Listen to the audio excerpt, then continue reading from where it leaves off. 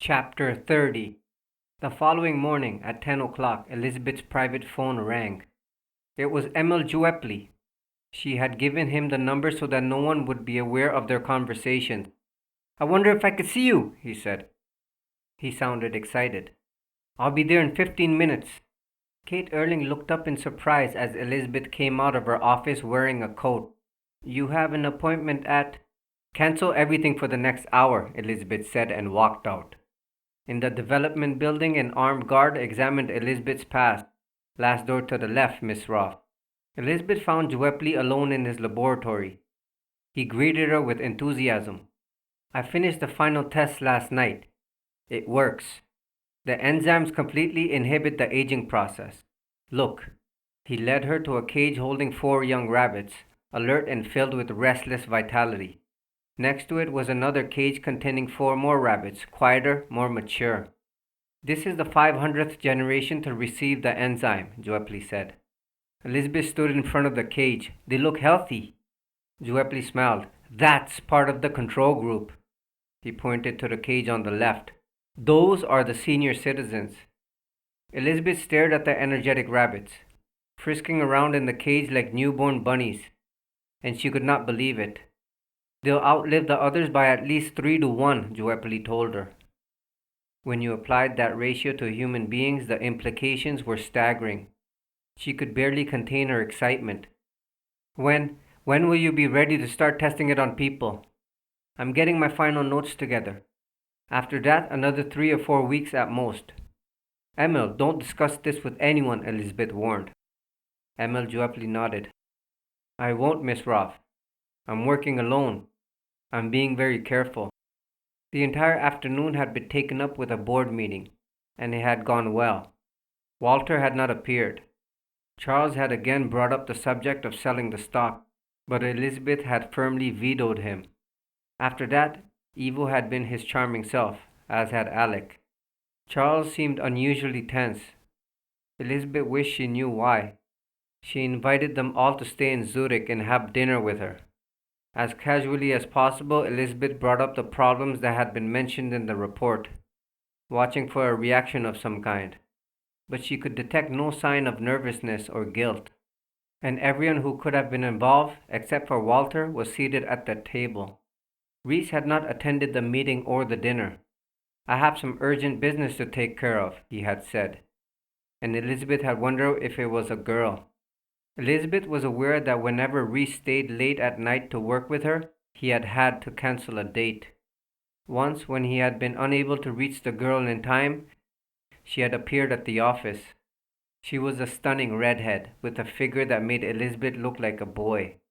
The girl had been furious at being stood up, and she had not bothered to hide her displeasure. Reese had escorted her to the elevator and returned. "Sorry about that," he had said. Elizabeth could not help herself. "She's charming," she said sweetly. "What does she do?" "She's a brain surgeon," Reese had replied earnestly, and Elizabeth had laughed. The following day, Elizabeth had learned that the girl was a brain surgeon. There were others, and Elizabeth found herself resenting all of them. She wished that she understood Reese better. She knew the gregarious and public Reese Williams. She wanted to meet the private Reese Williams, the self he kept hidden.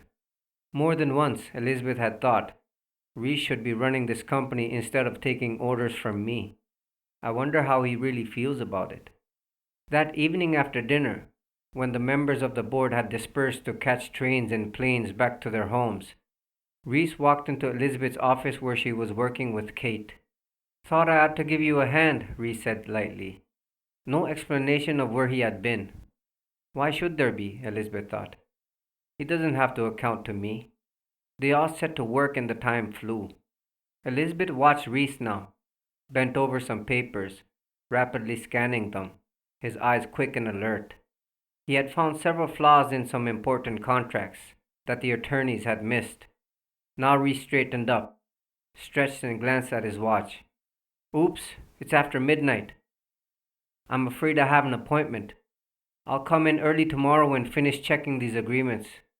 Elizabeth wondered if his appointment was with the brain surgeon or with one of his other. She stopped herself. What Reese Williams did with his private life was his own business. I'm sorry, Elizabeth said. I didn't realize it was so late. You run along. Kate and I will finish reading these papers. Reese nodded. See you in the morning. Good night, Kate. Good night, Mr. Williams.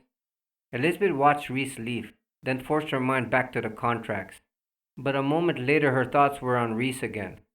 She had been eager to tell him about the progress that Emil Juepli was making on the new drug, to share it with him. Yet she had held back. Soon, she told herself. By 1 o'clock in the morning, they were finished. Kate Erling said, Will there be anything else, Miss Roffe? No, I think that's all. Thank you, Kate. Come in late tomorrow. Elizabeth stood up and realized how stiff her body felt from sitting so long. Thank you. I'll have everything typed up for you tomorrow afternoon. That will be fine.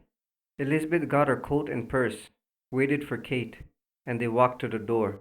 They went out into the corridor together and headed toward the private express elevator that stood there, door open, waiting. The two of them stepped inside the elevator.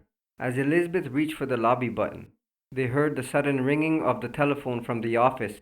I'll answer it, Miss Roffe, Kate Erling said. You go ahead. She stepped out of the car. Downstairs, the night guard on duty in the lobby looked up at the elevator control board as a red light at the top of the board flashed on and began descending. It was the signal light for the private elevator. That meant Miss Roffe was on her way down. Her chauffeur was sitting in a chair in a corner, drowsing over a newspaper. The boss is coming, the guard said. The chauffeur stretched and started lazily to his feet. An alarm bell suddenly shattered the peace of the lobby. The guard's eyes flashed to the control board.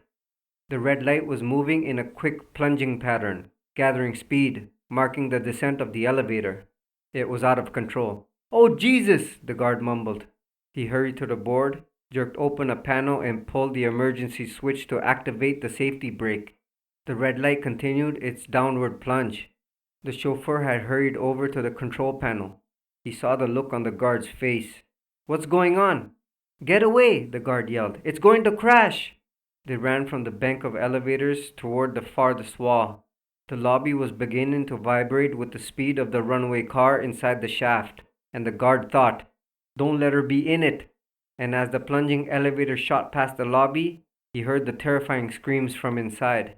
An instant later, there was a loud roar, and the building shuddered as though it had been hit by an earthquake.